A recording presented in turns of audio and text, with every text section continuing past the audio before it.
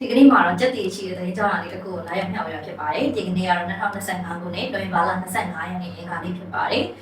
ဒီသတင်းတွေအဆိုရင်ဒါလူမှုကွန်ရက် social media တွေမှာရောပြီးတော့ media တွေတော်တော်များများမှာရောဒါတင်ဆက်ပြန့်နှံ့နေတဲ့သတင်းလေးဖြစ်ပါတယ်ပါဠိလဲဆိုလို့ရှိရင်မှာတော့ဒီ American အစိုးရပေါ့နော်သမ္မတဒေါ်နယ်ထရန့်ကနေပြီးတော့ဒါမြန်မာနိုင်ငံသားတွေအတွက်ပေးထားတဲ့ TPS ဆိုတဲ့ယာယီနေထိုင်ခွင့်ကိုကြိုတင်လိုက်ပြီဆိုတဲ့သတင်းပဲဖြစ်ပါတယ်ဒီသတင်းကြောင်းအရာလေးကိုဒါအမေရိကန်နိုင်ငံရဲ့အမိမြေလုံခြုံရေးဌာနကကြေညာလိုက်တယ်လို့သိရပါတယ်။နိုဝင်ဘာလ24ရက်နေ့တနင်္လာနေ့ကကြေညာလိုက်တာဖြစ်ပါတယ်။အဲ့တော့ DPS ဆိုတာက temporary protected status လို့ခေါ်ပါတယ်ပေါ့နော်။ဒါယာယီခိုလုံခွင့်ပေါ့။အဲ့တော့ယာယီခိုလုံတာတွေနဲ့ပတ်သက်ပြီးတော့အမေရိကန်နိုင်ငံကိုကျမတို့မြန်မာနိုင်ငံကဒီ2021ခုနှစ်မှာနိုင်ငံရေးဖြစ်စဉ်နောက်ပိုင်းမှာဆိုရင်ကျမတို့မြန်မာနိုင်ငံကနေပြီးတော့ဒါအမေရိကန်နိုင်ငံကို refugee လျှောက်ထားတာတွေရှိတယ် refugee ဆိုတော့ဒုက္ခတွေပေါ့နော်ပြီးရင်ဒီယာယီခိုလုံခွင့် DPS တွေလျှောက်ထားပြီးနေထိုင်ကြတာတွေရှိတယ်ပြီးရင် asylum ခံပြီးတော့ဒါ green card လျှောက်တာမျိုးတွေvisa အမျိုးမျိုးပြောင်းလဲပြီးလျှောက်တာမျိုးတွေဒါမျိုးတွေနေထိုင်ကြတာရှိကြတာပေါ့နော်နာမည်ကြီးဆုံးကတော့ဒီ၃ခုပေါ့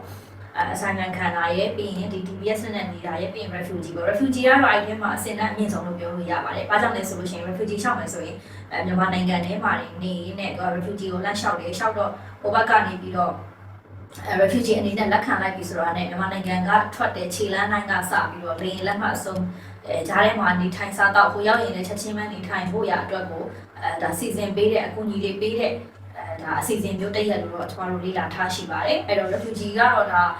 ါသူတို့ဗါလေ CRPH တို့ MUT တို့ကဟိုတကယ် VIP တွေမှာရှောက်ပေးတာပေါ့နော်ရှောက် VIP တွေမှာကျွန်တော် refugee အနေနဲ့ရှောက်ထားပေးတယ်ငွေကြေးပမာဏတစ်ခုနဲ့ရှောက်ထားပေးလို့သိရတယ်အဲ့ထက်တစ်ဆင့်နိုင်နေသူကြတော့အခုလိုမျိုး TPS လို့ခေါ်တာပေါ့နော်TPS ဆိုတာဒါယာယီခိုလုံနေထိုင်ခွင့်ပေါ့အဲ့ဒါလေး TPS နဲ့ရှောက်တာလို့ရှိရပြီးရင်ဟိုရောက်မှဒီ TPS ကကြတော့သူ refugee လိုမျိုးမဟုတ်ဘူးပေါ့နော်ဟိုကအမေရိကန်နိုင်ငံကိုအကြောင်းအမျိုးမျိုးနဲ့ရောက်ရှိပြီးတော့မှယာယီနေထိုင်ခွင့်ရှောက်ထားတဲ့ဟာမျိုးပေါ့နော်အဲ့ဒါမျိုးရှိတယ်နောက်တစ်ခုကကျတော့ assignment ခံတာအဲ့ဒါကျတော့ကျွန်မအရင်ကြီးတော့နားမလည်ဘူးအဲ့ဒါပေမဲ့ဒီ assignment ခံပြီးတော့လို့ရှိရင်တော့သူကအဲ့ဒီ American နိုင်ငံမှာဒါဟိုပါပေါ့ယာယီနေထိုင်ခွင့်လည်းရမယ်ပြီးရင် green card ပေါ့နော်ဒီအဲ့ဒီနိုင်ငံသားဖြစ်ဒါ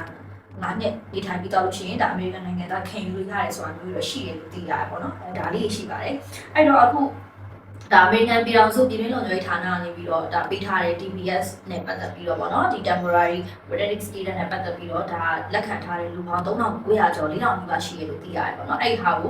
ရက်သိမ်းလိုက်ပြီဆိုတော့ဒီလူပေါင်း4000လောက်ကဘယ်ကိုရောက်လာမှာလဲတခြားဘက်ကတော့မြန်မာနိုင်ငံကိုပြင်ရောက်လာဖို့များပါတယ်เนาะမြန်မာနိုင်ငံကိုပြင်ရောက်လာဖို့များပါတယ်အဲ့တော့ဒီဟာကနောက်ထပ်ဒါတက်တန်း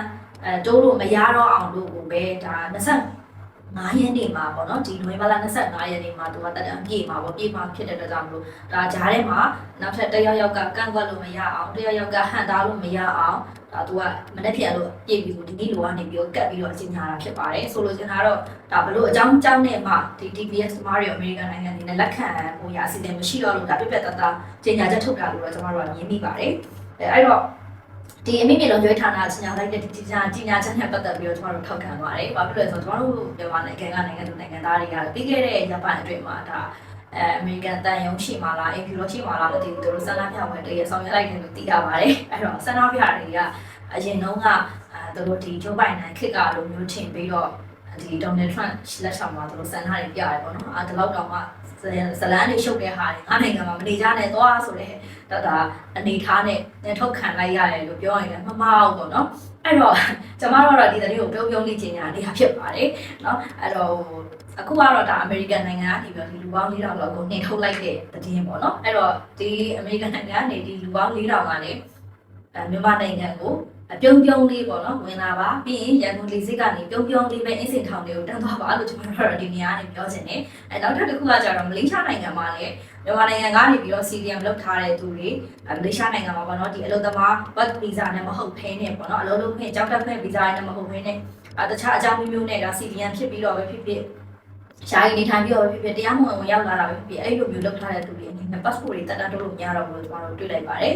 ဒါလေးတွေတော့တခြားစစ်ဆက်သိအောင်လို့ထပ်ပြီးတော့လေ့လာနေပါတယ်အဲ့တော့ American နဲ့ Malaysia မှာမြန်မာနိုင်ငံကိုစန့်ကျင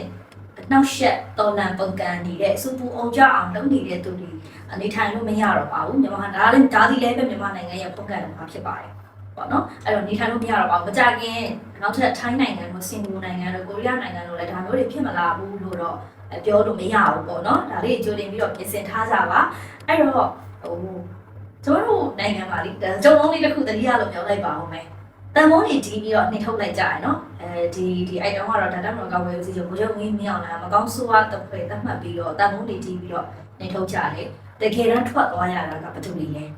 ဗျားတို့ဒါတန်ဖိုးတွေညစဉ်ပဒနာကြီးဆိုရင်အချိန်မှတီးခဲ့ကြတယ်တကယ်တမ်းထွက်သွားခဲ့ကြရတာဘာတူလဲပန်ဆယ်တို့အမေရိကရောက်နေတယ်နော်ဇော်ဝေဆိုးတို့ဘယ်ရောက်နေပြီလဲမျိုးရအောင်တိတ်တို့ဖယ်ရောက်သွားပြီလဲချီမွန်တို့ဘယ်ရောက်သွားလဲမြမောင်ကောတို့ဘယ်ရောက်သွားလဲကိုပေါက်လူမိသားစုတွေဘယ်ရောက်သွားလဲနောက်ပြီးတော့အဲ့ဘာလဲဘာတို့အဖွဲ့တွေလူရှင်တော်နာမည်တော့တတ်မပြောတော့ပါအဲ့အဖွဲ့တွေဘယ်ရောက်သွားလဲနိုင်ငံတော်ကိုဖျက်ဆီးပုံကံနဲ့မကောင်းဆိုးဝါးတွေဒါအမှန်တကယ်ထွက်သွားရတာပါနော်နိုင်ငံတော်ကျမတို့ကလူကောင်းတွေဖြစ်တဲ့အတွက်ကြောင့်ကျမတို့ကကိုယ်နိုင်ငံတွင်းမှာပဲကျမတို့ကအေးစစ်စစ်နေရပါတယ်နော်ကျမတို့ကမကောင်းဆိုးဝါးမဟုတ်တဲ့အတွက်ကြောင့်ကျမတို့ကလူကောင်းတွေဖြစ်တဲ့အတွက်ကြောင့်ဒီနိုင်ငံတွင်းမှာပဲအေးအေးစစ်စစ်နဲ့ဒီနိုင်ငံမှာရှိတဲ့ဒီမြေမှာ6လောက်ချပြီးနေဒီရရှိကိုတောက်ပြီးတော့ဒီနိုင်ငံကထွက်တဲ့စံတဘာကိုပဲနေ့စဉ်စားသုံးပြီးတော့ဒီနိုင်ငံမှာကျမတို့စိတ်လေးချမ်းသာစွာနေထိုင်နေရတာဖြစ်ပါတယ်အဲ့တော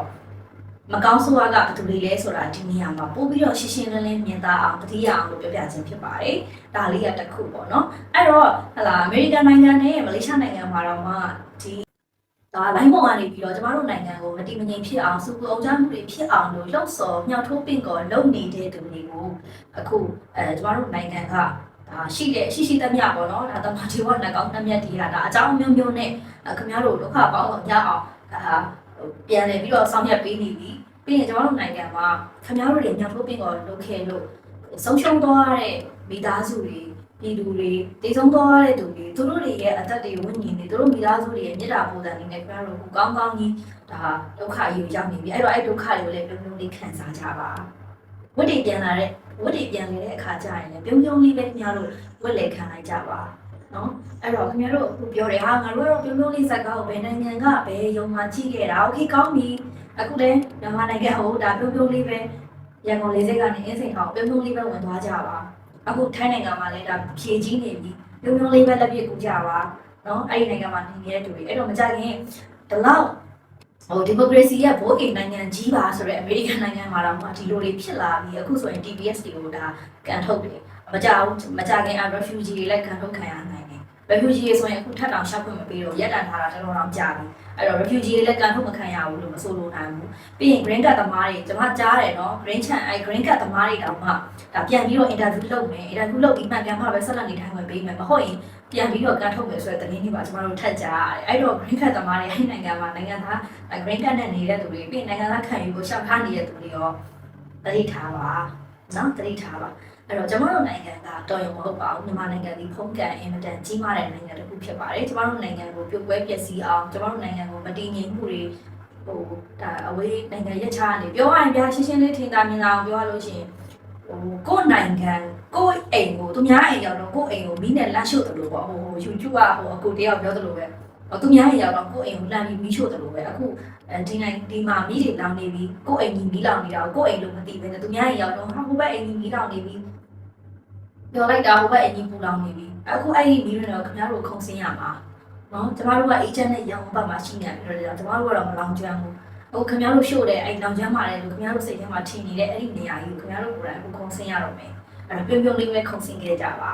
နော်အဲ့ဒါလေးပြောချင်ပါတယ်အဲ့တော့ဟိုကျမတို့အဲ့တော့ဒီစက်တွေရှိတဲ့သတင်းလေးပြီးတော့ပြီဆိုတဲ့အခါမှာကျွန်တော်တို့မင်္ဂလာရှိတဲ့သတင်းလေးနဲ့ပြပါမယ်เนาะမင်္ဂလာရှိတဲ့သတင်းကဘာလဲဆိုရင်ကျွန်တော်တို့မြန်မာနိုင်ငံရဲ့ဒီယာယီတမနာကြီးပေါ့နော်တမနာကဝေးဦးစီးချုပ်ကိုလုံဝင်းမြောင်းလိုင်းရဲ့ဖိကြားချက်အရာဒါဘေလာရုစ်တမနာကြီးကမြန်မာနိုင်ငံကိုချစ်ကြည်ရေးခီတရားဝင်လာရမယ်လို့သိရပါတယ်အဲ့တော့ကျွန်တော်တို့ကတော့ကျွန်တော်တို့နိုင်ငံကိုတည်ငြိမ်အေဂျင့်စီနဲ့ကျွန်တော်တို့နိုင်ငံကိုဖွံ့ဖြိုးတိုးတက်စေတဲ့ပြည်နိုင်ငံကလူကိုမဆိုပေါ့နော်ဘယ်နိုင်ငံအကြီးအကဲကိုဆိုကျွန်တော်တို့ကြိုးဆိုဖို့ရအသင့်ရှိပါတယ်ပြီးလို့ရှိရင်ကျွန်တော်တို့မြန်မာနိုင်ငံမှာအခုနေ့စဉ်နဲ့အမျှပေါ့နော်ဒီထိုင်းမြန်မာနယ်စပ်မှာရှိတဲ့ရှုပ်ပုတ်ဒေသဘက်မှာရှိတဲ့ကြားဖြန့်ဂိုင်းတွေကိုနှိမ့်နှင်းနဲ့ကြားဖြန့်အလုပ်ရုံတွေကိုဖျက်ဆီးတယ်ပြီးရင်ကြားဖြန့်လုပ်သားတွေကိုဖမ်းဆီးရေးယူတယ်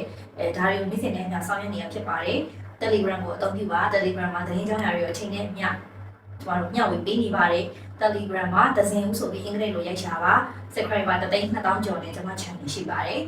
နောက်ရက်ချိန်မှာလည်းထူးခြားတဲ့သတင်းကြောင်းရာတွေနဲ့ထပ်ပြီးတော့လာခဲ့ပါအောင်ရှင်မင်္ဂလာရှိသောညချမ်းလေးပါရှင်